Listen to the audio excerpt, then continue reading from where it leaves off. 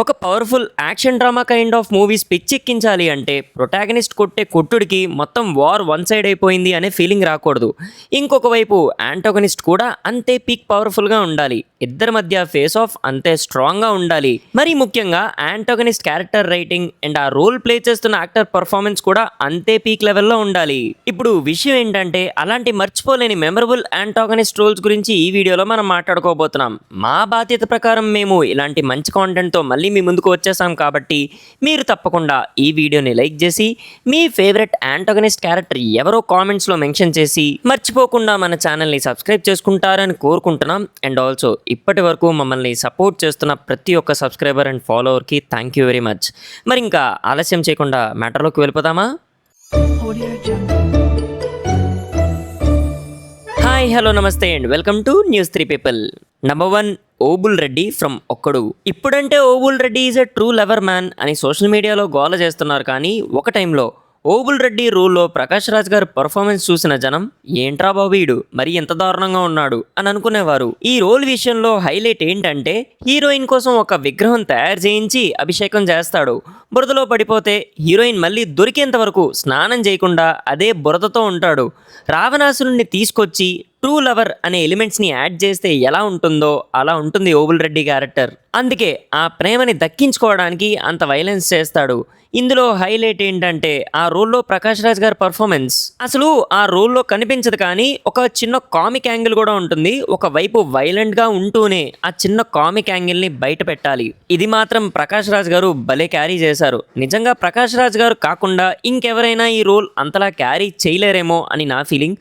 ముఖ్యంగా ఆయన పర్ఫార్మెన్స్ వల్ల ఈ రోల్ ఇంకా బాగా వర్కౌట్ అయిందని చెప్పుకోవచ్చు. ఇప్పుడు లిస్ట్ లో మన నెంబర్ 2, వైరం ధనుష్ ఫ్రమ్ సరైనోడు. బోయపాటి గారి మూవీస్ లో యాంటోగనిస్ట్ రోల్ పీక్ లెవెల్లో సాటిస్ఫై చేసింది అంటే అందులో సరైనోడు మూవీ పక్కా ఉంటుంది. నిజం చెప్పాలి అంటే క్యారెక్టర్ రైటింగ్ ఎంత స్ట్రాంగ్ గా ఉంటుంది అంతకంటే పీక్ లెవెల్లో ఆది పినిశెట్టి గారి పర్ఫార్మెన్స్ కూడా ఉంటుంది. నిజం చెప్తున్నా, ఏదో చేసేద్దామని పొరపాటున ఇప్పుడు విలన్ రోల్స్ చేసే హాఫ్ బేక్డ్ పర్ఫార్మెన్స్ ఇచ్చే వాళ్ళకి ఈ రోల్ ఇచ్చుంటే ఇంతలా సాటిస్ఫై చేసేవారు కాదేమో. ఆది గారిని చూస్ చేసుకోవడం మాత్రం మూవీకి మేజర్ ప్లస్ పాయింట్ అయిందని చెప్పాలి. బోయపాటి గారి మూవీస్ లో లెజెండ్ కాకుండా ప్రొటాగనిస్ట్ అండ్ యాంటాగనిస్ట్ మధ్య సాలిడ్ అండ్ పవర్ఫుల్ మూమెంట్స్ ఉన్న మూవీ సరైనోడు. మళ్ళీ బోయపాటి గారి నుంచి ఈ రేంజ్లో రైటింగ్ ఎక్స్పెక్ట్ చేస్తున్నాం. ఇప్పుడు ఆయన తీస్తున్న మూవీస్లో యాంటగనిస్ట్ క్యారెక్టర్స్లో ఈ హై బాగా మిస్ అవుతుంది. ఇంకొక క్రేజీ థింగ్ ఏంటంటే విలన్ కదా అని చెప్పి ముఖం మీద ఘాటు, ఒక సిగార్, రొటీన్ విలన్ గెటప్ ఇవేవి లేకుండా చాలా స్టైలిష్ అండ్ స్మార్ట్గా చూపించారు. అది ఇంకొక మేజర్ ప్లస్ పాయింట్ అయింది. అంతే కొత్తగా ఉంటుంది ఆ ఫీల్తో చూస్తున్నప్పుడు. నిజంగా మామ ఆది గారి పర్ఫార్మెన్స్ మాత్రం క్రేజీ ఉంటుంది. మళ్ళీ ఆయన నుంచి ఈ రేంజ్ సాలిడ్ పర్ఫార్మెన్స్ ఉన్న రోల్ ఎక్స్పెక్ట్ చేస్తున్నా. ఇప్పుడు మన లిస్ట్లో నెంబర్ 3, భైరవుడు ఫ్రమ్ స్పైడర్. ఒక సినిమా ఫ్లాప్ అవ్వడానికి కారణం యాంటోగనిస్ట్, కానీ ఎప్రిసియేషన్ వచ్చింది కూడా యాంటోగనిస్ట్ రోల్కే. అర్థం కాలేదు కదా? స్పైడర్ మూవీలో మహేష్ బాబు గారి క్యారెక్టర్ రైటింగ్ కంటే ఎస్జే సూర్య గారు ప్లే చేసిన భైరవుడు క్యారెక్టర్ రైటింగే టాప్ నాచ్ ఉంటుంది. అందులోనూ ఎస్జే సూర్య గారి పర్ఫార్మెన్స్ ఉంటుంది చూడండి మామ, అమ్మ బాబోయ్ లిటరలీ భయపెట్టేశారు. నిజానికి ఈ మూవీ ఎస్జే సూర్య గారికి సరైన బ్రేక్ అనే చెప్పాలి. మూవీ ఫ్లాప్ అయినా సరే ఎస్జే సూర్య గారికి సినిమా బాగా హెల్ప్ అయింది. ఈ మూవీ తర్వాత నుంచే ఆయనకి యాక్టర్గా ఇంకా మంచి మంచి రోల్స్ రావడం స్టార్ట్ అయ్యాయి. భైరవుడు గెటప్, ఆ హెయిర్ స్టైల్, ఆ లుక్ ఇవి చాలు భయపడిపోవడానికి. లిటరలీ కళ్ళతో భయపెట్టారనుకోండి. ఇంకా ఈవిల్ స్మైల్ అయితే కేక. మనకి ఈ రోల్కి తెలుగులో రవిశంకర్ గారు డబ్బింగ్ ఇచ్చారు. ఆయన డబ్బింగ్ ఇంకా ప్లస్ అయింది. ఆ క్యారెక్టర్కి ఇంకాస్త ఇంపాక్ట్ని ఇచ్చింది. ఇప్పటికీ ఎస్జే సూర్య గారు ఎన్ని విలన్ రోల్స్ చేసినా కూడా స్పైడర్ మాత్రం టాప్లో నిలిచిపోతుంది. ఇప్పుడు లిస్ట్లో మన నంబర్ 4, బల్లాల దేవ ఫ్రమ్ బాహుబలి. బాహుబలి మూవీలో ప్రభాస్ గారి బాహుబలి పాత్ర ఎంత బాగా వర్క్ అయినా ఆపోజిట్ సైడ్ ఉండే బల్లాల దేవుడు పాత్ర వర్కౌట్ అవ్వకపోతే మాత్రం మూవీ ఎప్పుడో షెడ్కి వెళ్ళిపోయేది. కానీ బల్లాల దేవుడు పాత్ర అంత స్ట్రాంగ్గా వర్కౌట్ అయింది కాబట్టే మూవీ రిలీజ్ అయ్యాక ప్రభాస్ గారికి ఎంత పేరు వచ్చిందో రానా గారికి కూడా అంతే అప్రిసియేషన్ వచ్చింది. అహంకారంతో కూడిన కొడుకు పాత్ర, రాజ్యం కోసం సొంత తల్లినే చంపేసే మనిషి. ఇంకా దేవసేన విషయంలో అయితే చచ్చేటప్పుడు కూడా నాతో వచ్చేయి అని కోరుకుంటాడు. ఓపెన్గా లవ్ చూపించాడు, కానీ లోపల మాత్రం ఎక్కడ లేనంత పగ ఉంటుంది దేవసేన మీద. ఇంకా బాహుబలి మీద ఉన్న కోపం, కక్ష, పగ వీటి గురించి అయితే ఇంకా ఎంత చెప్పినా కూడా తక్కువే. మెయిన్గా ఈ రోల్ విషయంలో మేజర్ ప్లస్ పాయింట్ ఏంటంటే అప్పటి వరకు రానా గారికి పర్ఫార్మర్గా అంత గుర్తింపు లేదు. ఏదో అలా పర్ఫామ్ చేస్తున్నాడు అనే పేరు మాత్రమే ఉంది. కానీ బాహుబలి తర్వాత ఆయన్ని one of the best actor from Indian cinema అనే రేంజ్లో గుర్తుపెట్టుకున్నారు జనం. ఒక రకంగా బాహుబలి రానా గారికి ఒక యాక్టర్గా పునర్జన్మనిచ్చింది అనే చెప్పుకోవచ్చు. Number 5 Sudeep from Eega. Before Eega మన తెలుగు వాళ్ళకి సుదీప్ గారు ఎవరో కూడా తెలీదు. ఇన్ఫ్యాక్ట్ నాకైతే నేను ఇంకా కొత్త యాక్టర్ ఎవరో అనుకున్నా. ఈ సినిమాతోనే స్టార్ట్ చేశారు ఆయన జర్నీ అని కూడా అనుకున్నా. కానీ తర్వాత తెలిసింది ఆయన ఒక కన్నడలో స్టార్ యాక్టర్ అని. సరే ఇదంతా పక్కన పెడితే ఈ మూవీ విషయంలో సుదీప్ గారిని పక్కా మెచ్చుకోవాలి మామ. ఇప్పుడు ఎదురుగా కనిపించే హీరోని ఎదిరించి విలన్గా పర్ఫామ్ చేయడం కంటే ఈగ ఒకటి ఉంది, దాన్ని ఊహించుకొని న్యాచురల్గా పర్ఫామ్ చేయడం అంటే అసలు ఈజీ టాస్క్ కాదు.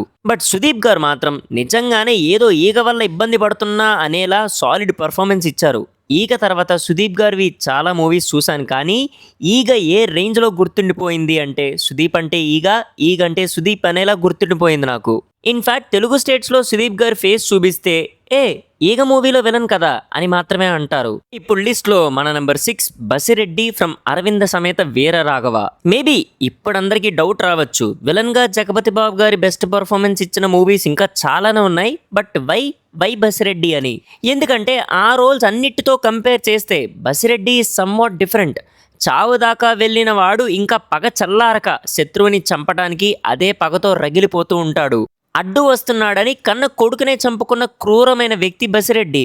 ఆఖరికి తన చుట్టూ ఉన్న వాళ్ళు ఏమైపోయినా అతనికి సంబంధం లేదు, అతని పగే అతనికి ముఖ్యం. పగ కోసం ఎంత దూరమైనా వెళ్తాడు, సొంత వాళ్ళని కూడా చంపుకుంటాడు. నిజంగా గురూజీ ట్రూ రైటింగ్ పవర్ మళ్ళీ ఈ మూవీతో బయటపడిందనే చెప్పాలి. ఇంకా జగపతి బాబు గారు ఆయన ప్రాణం పెట్టేశారనే చెప్పాలి. ముఖ్యంగా ఈ రోల్కి డబ్బింగ్ చెప్పడం కష్టం, గొంతులో కత్తి దించుతాడు కదా, ఆ గాయపడ్డ గొంతుతో మాట్లాడాలి అంటే డబ్బింగ్ కూడా అంతే టఫ్గా ఉంటుంది. ఇన్ఫ్యాక్ట్ జగపతి బాబు గారికి ఈ మూవీ డబ్బింగ్ అవుతున్నప్పుడు గొంతు నుంచి బ్లడ్ కూడా వచ్చిందంట. మరి ఆయన డెడికేషన్ అలాంటిది. Basireddy is always a memorable role for Jagapathi Babu garu after his comeback. So finally ఇది ద లిస్ట్. ఇప్పటి వరకు మనం 6 టాపిక్స్ని మాట్లాడుకున్నాం. అండ్ దీనికి పార్ట్ 2 కావాలి అని మీరు అనుకుంటే ఈ వీడియోకి ఒక 2K లైక్స్ టార్గెట్ చేస్తున్నా, తప్పకుండా కంప్లీట్ చేసేయండి, వెంటనే కంప్లీట్ చేసేయండి. మీరు 2K లైక్స్ టార్గెట్ని వెంటనే కంప్లీట్ చేస్తే పార్ట్ 2తో రెడీగా ఉంటాం. మరి వీడియో అయిపోయింది కాబట్టి వెళ్ళిపోకుండా మీకు కనుక వీడియో నచ్చినట్లయితేనే లైక్ చేయండి.